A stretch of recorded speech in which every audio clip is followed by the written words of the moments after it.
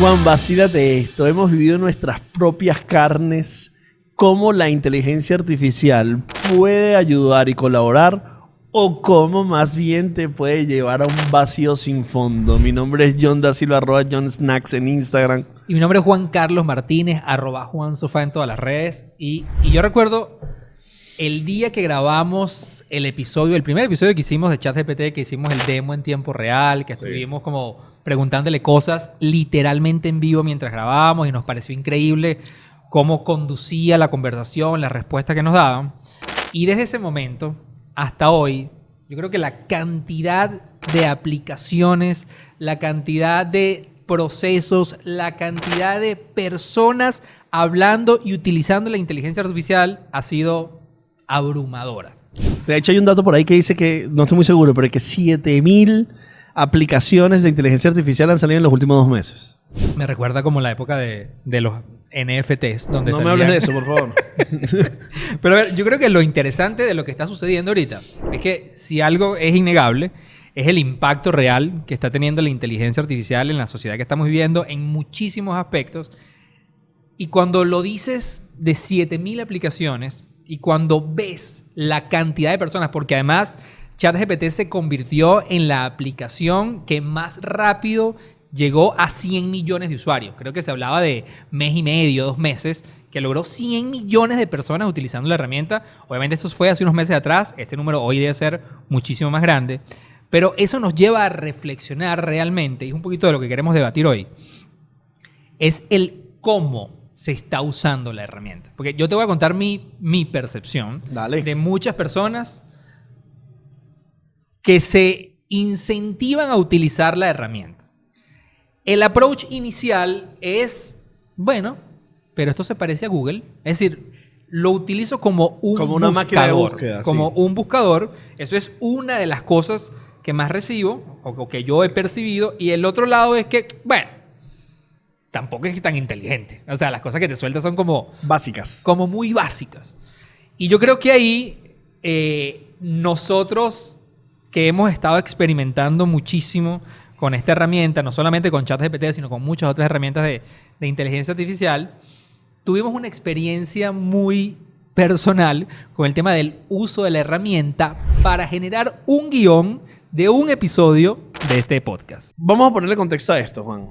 En más reciente episodio que hicimos, que es icónico en nuestra historia porque fue grabar el podcast en moto, fue hecho a partir de un guión y una investigación resultante de una conversación con ChatGPT. Es decir, nosotros queríamos hacer el recorrido de los 7 templos en Caracas y recurrimos a ChatGPT para construir una ruta y construir los datos que queríamos hablar de esos 7 templos. Nuestra visión no era hacer un recorrido netamente religioso, sino histórico, anecdótico. Claro. Y a partir de ahí fue nuestra búsqueda. Es que, de hecho, yo personalmente recuerdo la experiencia muy bien porque días antes de salir a grabar, mientras estábamos como discutiendo la idea, una de las cosas que nos pasó es que se nos estaba acabando el tiempo y ya teníamos que ir a grabar. Nosotros grabamos un jueves, de hecho el Jueves Santo. Grabamos el Jueves Santo.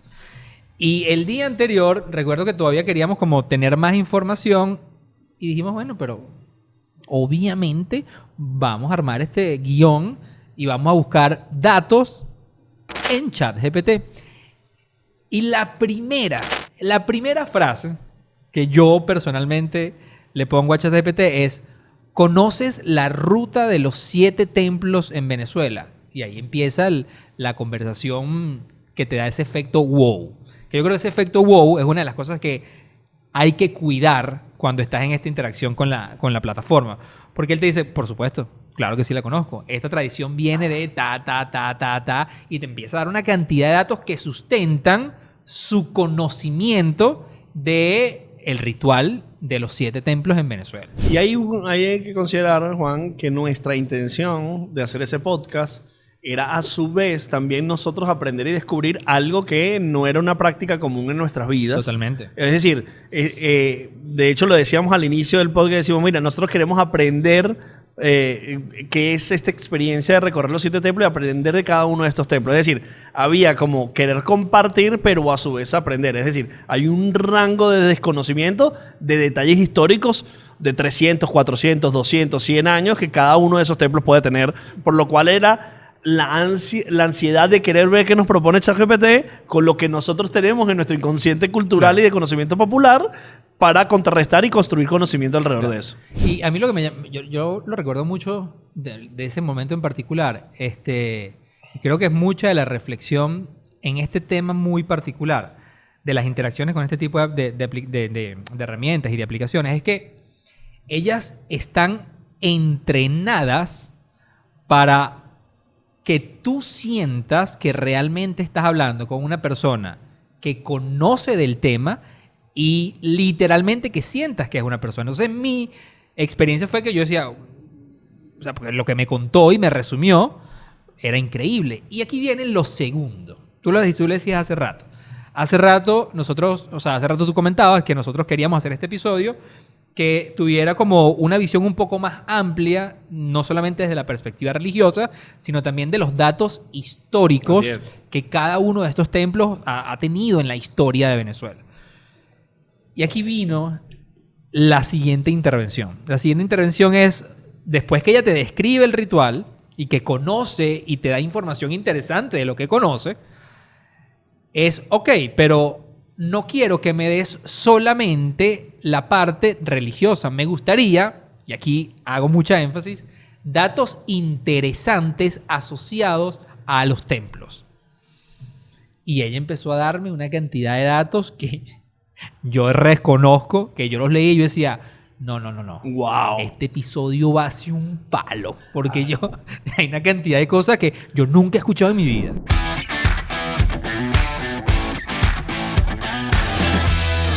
Juan, vacílate esto. Me creía si te digo que hay un presidente venezolano que tenía algo en común con Mary Poppins. ¿Por qué? ¿Qué hacía? ¿Cantaba y bailaba con pingüinos? Es algo realmente más complejo que eso. ¿Le cuento ahí, pues? Bueno, lo primero que tienes que saber es que ocurrió hace 123 años en uno de los edificios más icónicos de Caracas. Este edificio funcionó como el Cabildo, cárcel, inclusive como sede del Ministerio de Relaciones Exteriores. Y también fue la residencia de Cipriano Castro. Cipriano Castro puso a valer la Casa Amarilla por las pedazos de rumba que se lanzaban ahí. Pero en 1900 ocurrió el gran terremoto de Caracas. Y ese terremoto sacudió tan duro esa casa que el presidente saltó por la ventana. Y al mejor estilo Mary Poppins con un paraguas, mi hermano. No, ya va yo. Tú me estás cayendo a coba, ¿no? Obviamente no hay ninguna foto, ningún registro de ese momento, pero sí hay muchos relatos de muchísima gente que dice que vio cómo el presidente se lanzó por la ventana en pijama y con el paraguas. Al día siguiente, en todos los actos públicos, el hombre estaba cojeando. O sea que no está 100% comprobado, pero podríamos decir que un 99,99%. Mira, Juan, yo te voy a decir una cosa. Que un presidente se lance por la ventana en pijamas con un paraguas abierto para salvarse de un temblor desde la ventana de una casa, al mejor estilo Mary Poppins. Mire, mi hermano, yo decido creer. Tuche.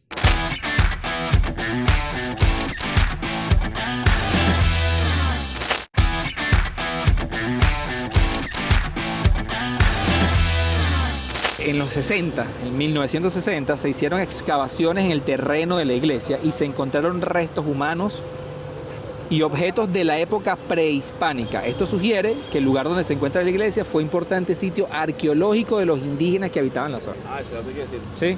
Vamos a decir. Ok. Vale la pena comentar para las personas que no han tenido una experiencia de tener a ChatGPT enfrente, que ChatGPT funciona como si estuvieras hablando con alguien en WhatsApp o en cualquier plataforma de chat, donde a partir de una interacción hay una respuesta directa a lo que estás hablando y lo que estás hablando se construye versus lo previo que venías hablando. Es decir, a diferencia de Google, que cada búsqueda es una búsqueda nueva que no está concatenada, que no tiene una correlación, ChatGPT es una conversación fluida que refiere a lo que vienes hablando. Entonces, esa primera pregunta de los 7 templos que Juan le hizo a ChatGPT y luego la segunda pregunta de los datos tienen una correlación en la conversación. Y de hecho, yo a eso le agregaría que esto lo dijimos en el episodio que grabamos específicamente utilizando la herramienta en tiempo real. Toda esta conversación que la plataforma está teniendo contigo está alimentada por la información que existe en Internet hasta el 2021. Ella lo que hace es procesar toda esa información, sacarla de los lugares que ella decida bajo X criterio, pudiéramos discutir muchísimo sobre eso, y luego armarlo en un discurso que sea humano y que sea creíble. Es decir, ella pudo haber sacado estos datos, por ejemplo, de un Wikipedia. Sí. Que todos sabemos que mucha de la información que está en Wikipedia no necesariamente es verídica. Sí, bueno, porque es alimentada por la comunidad. Open source y todo alimentada por la comunidad. Aunque hay unos protocolos para tratar de validar, hay mucha información que puede ser no cierta. Sí. Entonces, entendiendo eso, llegamos nosotros, armamos estructura, armamos guión, montamos cámara, sonido y todo ese esfuerzo para grabar el primer podcast en moto y nos vamos a la calle con guión en mano diciendo, no, aquí lo que tenemos, papá, es oro puro. Claro. Entonces tenemos un guión que a partir de una inquietud, que era la necesidad de hacer un recorrido, es decir, hay una idea previa que no es de la inteligencia artificial, se alimenta con datos que nos iban a servir de estructura para ir estableciendo la conversación. Claro. Entonces empezamos a grabar y en nuestra fluidez de conversación empiezan a salir datos que previamente estaban en el guión, claramente. Entonces empiezan a salir datos que nos empezaron a impresionar. Empezaron a decir, wow. O sea, yo recuerdo exactamente uno, por ejemplo, hablando de la torre que fue invadida por los británicos, que cuando lo comentábamos lo leíamos, porque la dinámica era que tú estabas leyendo en tiempo real. Claro. Entonces, tú leías en tiempo real, decías el dato y los dos nos veíamos que, wow. ¿Tú te imaginas esto? Una torre en Caracas. Una torre en Caracas invadida por... Sí. Eso no salió en el capítulo, pero lo grabamos, está grabado. Podemos poner aquí un fragmento. Anécdota interesante. Esa torre jugó un rol muy importante y protagónico en una de las batallas fundamentales de la independencia de Venezuela. Porque en esa torre, la infantería británica, debido a su altura, lo utilizó como punto estratégico para mantener el campo libre. Y además que yo recuerdo que decía, no, es la torre más alta, además que servía como punto estratégico para la defensa militar. Y yo recuerdo estar parado enfrente de la torre y yo veía la torre y decía, bueno, de repente era alta para la época. Claro, porque son 3 pisos. Sí. Mira la torre. Que obviamente cobra sentido mucho lo que hablábamos algo desde un punto de vista estratégico militar, su altura obviamente se presta perfecto para eso. Entonces eso nos empezó a generar entusiasmo porque habían cuentos buenísimos. O sea, relativos a túneles debajo de los templos, próceres que estaban en ellos... algunas personas que estaban en los mausoleos. Entonces se empezó a generar una cantidad de información que grabamos y después hicimos un proceso de fact-checking con nuestro equipo humano, Carlas, nuestro equipo de content con Estrella, nuestro equipo de producción, y empezaron a ver lo que dijeron y nos llamaron. Pero ya. Te quiero hacer un pequeño paréntesis ahí, porque yo no voy a poner el audio ni la conversación, pero yo recuerdo Carla, el parte del equipo de Brasil de Texto, y además se encargó de todo el tema de fact-checking humano, que me mandó un mensaje Juan, yo estoy hiper preocupada por el episodio. Claro, porque tenemos mucho entusiasmo por el episodio en moto. Porque siento que muchas de las cosas que he escuchado hasta ahora, nada es verdad. Claro. Nada es verídico. Y aquí yo recuerdo que en ese momento yo le decía, Houston, tenemos un problema. Primero hay un problema y segundo, mira, mi lógica de ese momento es ya va.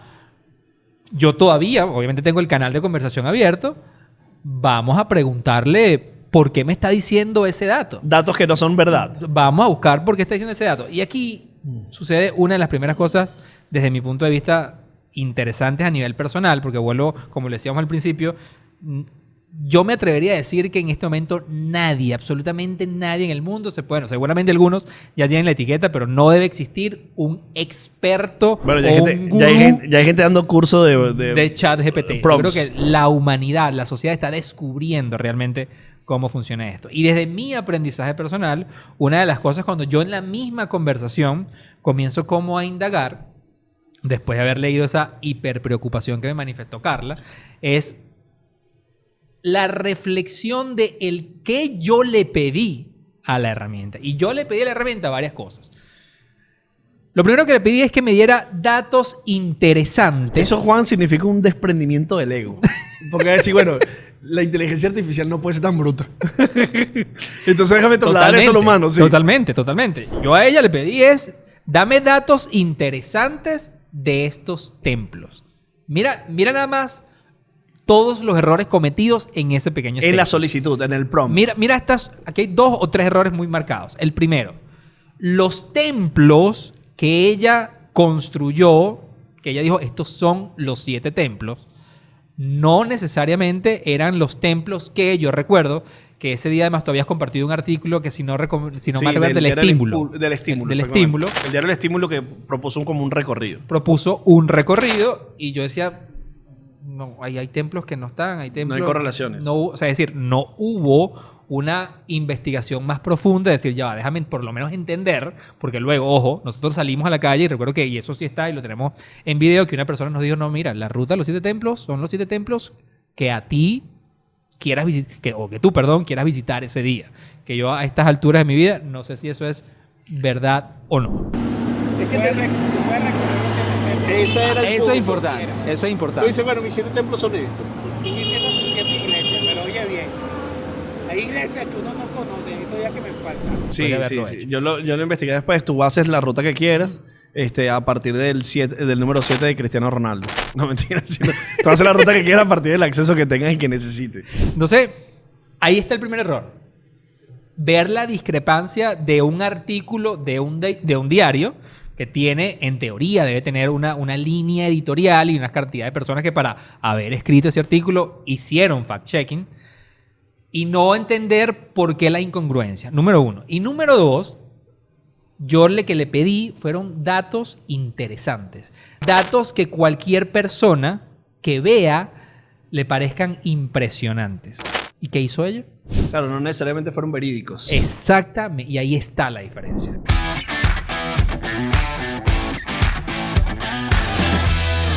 John, vacílate esto.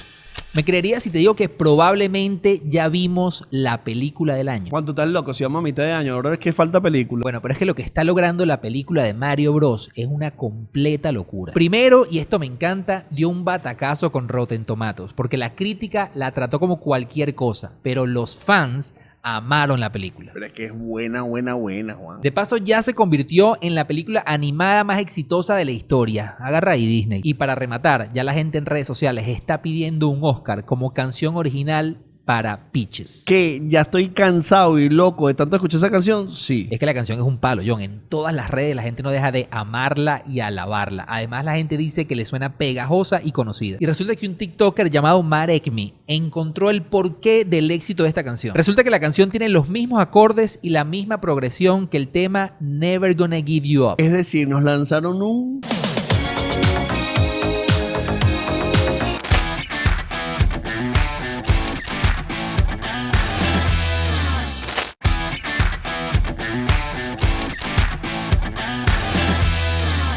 A mí, por ejemplo, una de las cosas que yo hago mucho con ChatGPT es debatir y es rebotar ideas. Y cuestionar lo que yo pienso, cuestionar lo que escribe, como para entender en la discusión qué sale, qué es rescatable y qué no. Y ahí, una vez que tú le dices por qué este dato o de dónde validas este dato o por qué me lo das si eso no es verdad. Si yo parto desde el retarla y la respuesta es porque son datos interesantes que interesan a las personas, valga la redundancia, que generan intereses en las personas, pero no verídicos. Si tú inmediatamente en esa conversación pones, fíltrame por datos verídicos, cambia por completo. Ok, Juan, entonces tú lo que estás diciendo es... Y viviendo es a partir... O sea, uno podría tomar una conclusión básica y sencilla. Decir, la inteligencia artificial no funciona bien. No es verídica la información. En este punto en el cual estamos hablando, lo que nosotros pensamos es que la inteligencia artificial necesita los inputs correctos para poder tener los resultados correctos. Y que probablemente te va a guiar y te va a ayudar a acelerar un proceso, bien sea de creación o de investigación, pero que necesitan inteligencia humana que a nosotros nos faltó. Totalmente. En el momento de grabar, gracias a Dios, a Valeria y al equipo de producción no le faltó, y a Carla que chequearon. Y que rescataron un capítulo que además tiene unos comentarios maravillosos y que la gente lo ha apreciado mucho. Y ahí valoro de nuestra visión el proceso, porque yo recuerdo cuando llegué ese día a la oficina, Valeria me dijo, no es nada rescatable, no hay nada rescatable. Y por eso ustedes ven en ese episodio donde grabamos en voz en over, grabamos en voz en off, grabamos más datos para poder hacer las correcciones. Eso significa que a partir del desconocimiento que nosotros teníamos, quedábamos expuestos a que la inteligencia artificial nos dio unos datos que nosotros de una vez dimos por verdad. O sea, a partir de un desconocimiento, yo utilizo la inteligencia artificial para aprender de algo y a su vez unas verdades que no necesariamente lo son, por lo cual el complemento de la lógica y de la investigación humana es necesario para poder desarrollar mejores resultados en la inteligencia artificial. Pero el input de lo que tú quieres tiene que tener una interpretación muy amplia. Totalmente. Y eso también se vive, Juan, sobre todo en las plataformas de generación de imagen. En la plataforma de generación de imagen, los inputs que tú das, por ejemplo, como Midjourney, los resultados no son como tú los tienes en la cabeza. Y tienes que tratar de entender qué necesitas de decir y destacar para llegar a esos resultados. Y probablemente tú no sabes identificar qué le tienes que decir a esa persona para que llegue a lo que tú tienes en la cabeza. Es decir, ¿cómo identificas específicamente lo que quieres tener? Por lo cual necesitas desarrollar la conversación, necesitas ampliar la conversación, necesitas verificar la conversación. Ahí tú decías algo que me conecta con algo que escuché en estos días y me llamó muchísimo la atención.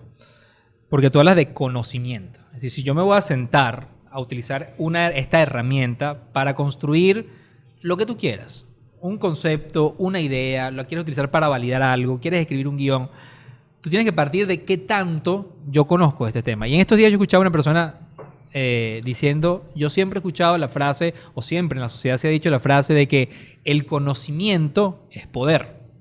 Pero realmente en la sociedad que estamos viviendo ya desde hace un tiempo para acá, el conocimiento es un commodity. Y realmente estas herramientas, el poder te lo van a dar a medida que entiendas cómo usarlas para darle forma al conocimiento que tú tienes y que la plataforma tiene. Y realmente cómo encuentras ese punto medio. Porque hay algo que, por ejemplo, vuelvo a mi caso individual en esta experiencia, que se nos está olvidando, bueno, o que se me olvidó. Y es que de ChatGPT, por ejemplo, la P significa pre-train. Es decir, son pre-entrenados. Todo lo que va a generar pasa por un proceso que es evolutivo de entrenamiento. ¿Eso qué quiere decir? Que cada vez que tú abres, insisto, esto es desde mi punto de vista, cada vez que tú abres o inicias un nuevo canal de conversación en ChatGPT, tienes que asumir que el tema que vas a abordar, ella tiene mucha información, pero en realidad no sabe nada. Y tu rol es cada vez alimentarla o darle más información, porque lo que ella sí puede hacer es ayudarte a validar o a anularte y luego ampliar muchísimo más una vez que ese proceso pasó. Tanto es así que las conversaciones con ChatGPT, cuando tú le dices, no estoy de acuerdo con lo que me acabas de decir, necesito más bien esto, ella misma te dice, lo siento, sí, no entendí muy bien lo que tú querías decir, ¿no? Sí. Claramente son triggers de entrenamiento para plantear muchas respuestas, o una respuesta a muchas posibilidades de respuesta, que la inteligencia artificial no la sabe ejecutar. Pero eso tendría mucho que ver, porque recordemos que la inteligencia artificial es la emulación de las máquinas al pensamiento y al razonamiento humano. Eso tiene que ver con una conversación que podrías tener cualquier persona con cualquier otra persona. Es decir, dos personas que no se conocen se encuentran en la calle y le dicen, mira, quiero recorrer los 7 templos. Esa persona le va a dar una respuesta basada en su conocimiento. Y la moldura de la conversación es lo que va a hacer que la conversación sea coherente o tenga mejor profundidad en su contenido. Y yo creo que el mejor ejemplo de eso, por ejemplo, en mi vida personal, yo tengo el tío que seguramente yo tengo esa conversación con él y él me va a decir una cantidad de cuentos que no son verídicos, pero que están basados en él por tener una conversación interesante del tema porque le interesa. O porque él se lo contó y se lo creyó. Exactamente. Entonces hay mucho tema de entender realmente el tema de que todo esto son lenguajes de entrenamiento y que el punto de partida, aunque suene repetitivo, es qué cantidad de información yo le doy, qué cantidad de información yo valido, verifico, para que realmente la coherencia de la información sea válida. Porque ahí yo sí veo un peligro muy, muy, muy fuerte. O sea, lo decíamos al principio, hay mucha gente que utiliza Google o las redes sociales en general como es el término de la gente que es leedores de titulares. Es decir, la gente que como un titular... Consumidores de contenido. Sí, pero que es... Yo leo un titular Headlines, y yo asumo la verdad. O leo un tweet y yo asumo la verdad. Con ChatGPT o con cualquier herramienta de inteligencia artificial es mucho más peligroso. Porque no te va a dar un titular. Te va a contar una historia. Te va a dar argumentos. Te va a dar hechos que si tú no le preguntaste de la manera correcta, te va a convencer de lo que realmente te contó, dependiendo de cómo tú le hayas hecho la pregunta, eso es verdad. Que es, por ejemplo, mi caso. En este caso con el guión de... Pero lo que nos pasó, Juan, es que nosotros hicimos toda una producción basado en una serie de datos, que yo lo tengo acá, que pueden ser unos 8 o 10 datos que estaban equivocados sobre el resultado que nosotros queríamos. Y que no salieron así, exponiendo nuestra mayor nuestro desvanecimiento del ego total, porque nuestro equipo humano logró identificarlos. Ahora bien, esto nos pasa a nosotros, y una semana después, por circunstancia de la vida, uno de los creadores que más nos gusta ver, Casey Neistat, hace un ejercicio que se parece mucho a esta experiencia que acabamos de vivir. Es decir, Casey hace un video utilizando ChatGPT donde le dice, quiero hacer un video, dame un guión de un video como lo hubiera hecho Casey Neistat, él mismo. Y él hizo el video. Ese video lo pueden ver en su canal de YouTube.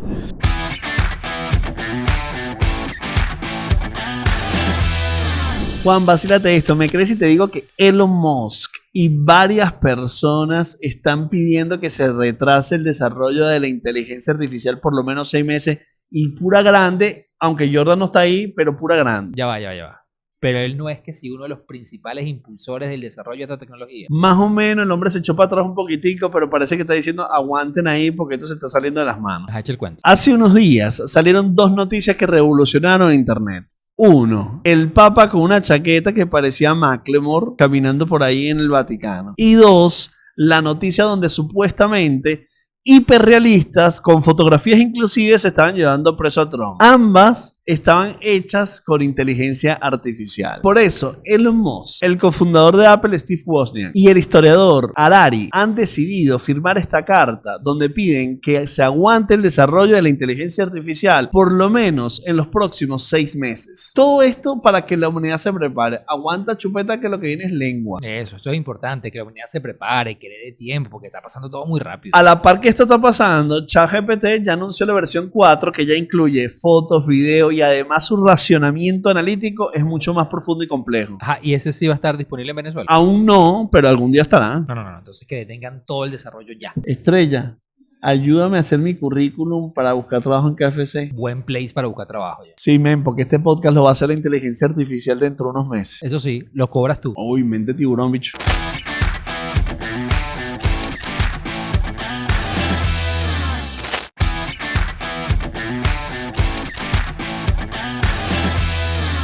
El punto allí es que él deja y concluye en evidencia que no tiene alma el contenido que tiene la inteligencia artificial, pero que nosotros vivimos una experiencia similar recientemente, pero es que yo también creo que Casey hizo los prompts para que ChatGPT le diera los resultados sin alma. Sí, yo creo que además eso es un muy buen caso y yo creo que lo traemos sobre la mesa por lo siguiente. Desde mi punto de vista, yo creo que siempre lo hemos dicho, Casey para nosotros es inspiración máxima y yo creo que es primera vez que no estoy de acuerdo con pero lo así que... como, estás haciendo trampa. Sí, a mí me pasó esto. O sea, yo vi el video y dije, nah, o sea, no estoy 100% de acuerdo. Todo lo que él hace en el video es real. Ese es el guión que le arrojó bajo el mandato que él le pidió. Escríbeme un guión como lo haría Casey Neistat. Y aquí, esto es importantísimo. ¿Qué hizo la máquina en ese momento? La máquina se voltea a toda la información que tiene Internet y aprende. Exactamente. Pero no es que vio los videos de Casey, analizó los niveles de emoción. No. O sea, nuevamente, texto. Leyó mucho texto Y le generó esa primera capa, que es la primera versión que Casey arroja, imprime, va y graba. Con toda la intención de hacer el video controversial. Claro. Porque si Casey le dice, no, yo no diría nunca algo como eso, yo haría tal cosa. O mira esto. Que esto, por ejemplo, desde mi punto de vista, ha sido una práctica cada vez más fija en el uso de ChatGPT y obviamente después de esto. Imagínate este ejercicio de Casey. Casey agarra sus 5 videos más virales. Los agarra. Va a YouTube. Obviamente esto es video. Pero tú te vas a la opción, que ya YouTube está disponible, que es transcript del video. Y dame todo el texto. Y la conversación es al revés. No es dame un guión, sino empiezas por así yo escribo o he escrito mis 5 videos más virales. Tómalos, plum, y te doy todo el texto. Prosésalos. Ahora sí, en base a lo que acabas de aprender, escríbeme un guión. Claro, entréname. Te garantizo que el guión todavía le va a faltar todavía le va a faltar alma, pero va a ser un guión mucho más estructurado, mucho más emocional y mucho más parecido a lo que realmente es Casey. Y él no hubiera concluido, que fue mi punto de desacuerdo, que es no sirve. Claro, eso significa que desde el origen Casey quería demostrar que ChatGPT no tiene alma. Es decir, su guión estaba listo para hacerlo. Y él lo que hace es que lo hace evidente. En su caso. En nuestro caso no fue. Nuestra intención era hacer un contenido realmente que tuviera datos verídicos. Claro. Pero en los dos casos, la conclusión puede ser similar. Es bastante similar. Es cómo tú le vas... Porque hay un tema muy importante, Juan, que nosotros estamos hablando de que las inteligencias artificiales quieren emular el lenguaje natural de los seres humanos. Sí. Y ellos, o sea, a partir de emular el lenguaje natural y la conversación y el aprendizaje, van a generar inteligencia. Ahora, en la conclusión de los dos casos es...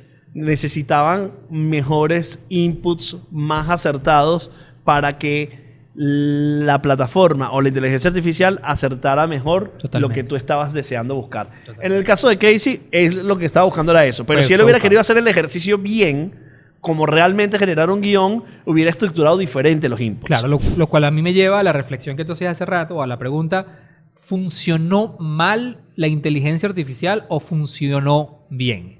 Todo depende del uso que tú le diste inicialmente. Porque yo lo que creo, y quiero como dejar muy en claro en esta conversación, es que yo personalmente soy un fiel creyente de que estamos viviendo una de las tecnologías que más ha revolucionado y va a revolucionar. Te he escuchado decir eso como 30 veces. No, y no hablemos de NFT porque sí, bueno, no hablemos otra vez. Ponle un pito aquí y corta.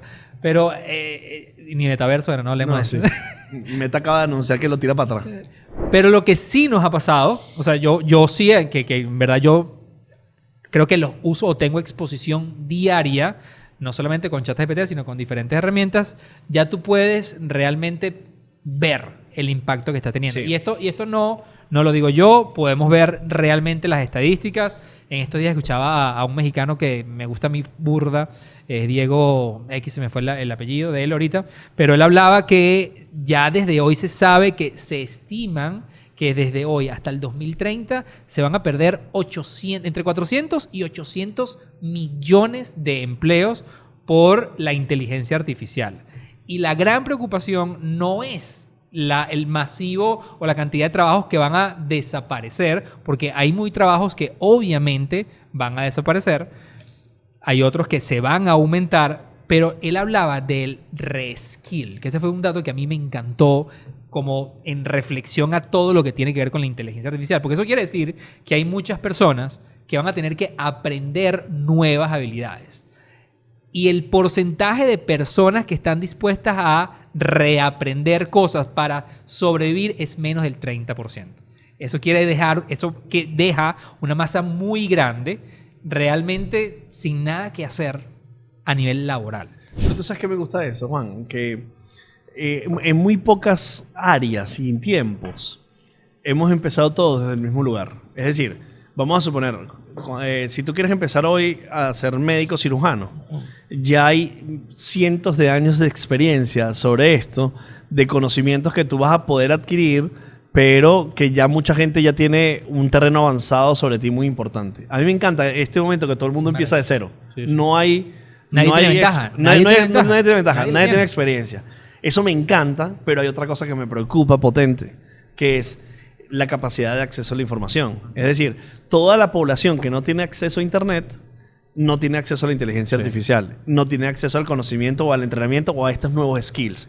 Por lo cual, la humanidad tiene que luchar a que Internet sea un derecho ciudadano, para que todo el mundo pueda tener los mismos derechos. Estamos lejos de eso. Claro, porque además yo creo que siempre la promesa, ni siquiera hablemos de inteligencia artificial, hablemos de Internet. Tecnologías de información. Su gran promesa siempre fue acceso a la información, democratización del acceso a la información, que es lo que realmente como sociedad te puede hacer mucho más efectiva. Pero lo que en verdad ha pasado es que se han creado unas brechas inmensas versus quien tiene acceso y a las personas que no tienen acceso. Que recordemos que el número de personas que no tienen acceso a Internet en el mundo, porque la sensación es que no, todo el mundo tiene Internet. No, estamos hablando de miles de millones de personas. Sí, podemos estar hablando cerca de un 40% de la población mundial que no tiene acceso. Es que saca.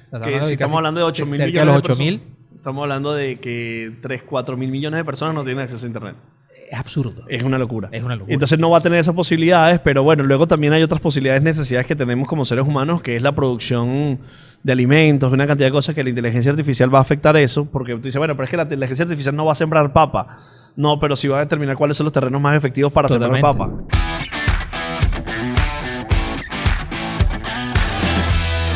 John, vacílate esto. ¿Me creerías si te digo que para Neymar es tan fácil driblar como respirar? O sea, es bueno, pero tampoco tanto. Bueno, resulta que después del Mundial del 2014, un científico japonés, Eiichi Naito, decidió estudiar el cerebro de Ney en diferentes fases del juego. Y él encontró que mientras dribla, tiene muy poca actividad cerebral. Man, ¿y eso qué significa? ¿Que lo hace chimbo? No. Todo lo contrario.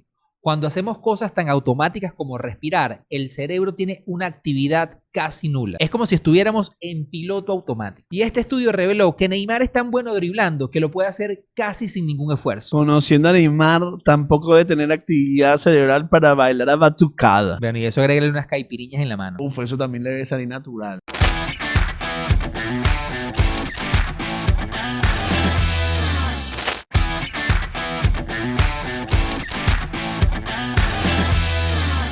Quería comentarte, Juan, una experiencia que me pasó.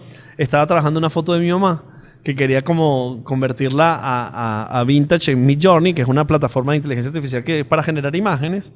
Y le pongo la foto de mi mamá y le digo, quiero que esta foto se vea enmarcada en París de los años 40, en el estilo de Henri Cartier-Bresson, que es un fotógrafo de la época, muy importante documentalista, y quiero que la foto sea en blanco y negro.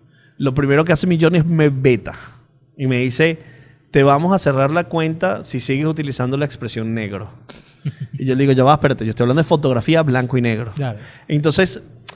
Ya he hecho un cuestionamiento, ¿qué tan inteligente eres en la interpretación del request? Me sentí un poco ofendido, claro, porque yo no estoy metiéndome con nadie, yo solamente te estoy dando una instrucción en la inteligencia que tú tienes de interpretar mi lenguaje natural. Claro. Si yo te estoy diciendo una fotografía blanco y negro, eso es explícitamente claro lo que yo te estoy diciendo. Claro. Y cómo me tiras una alerta.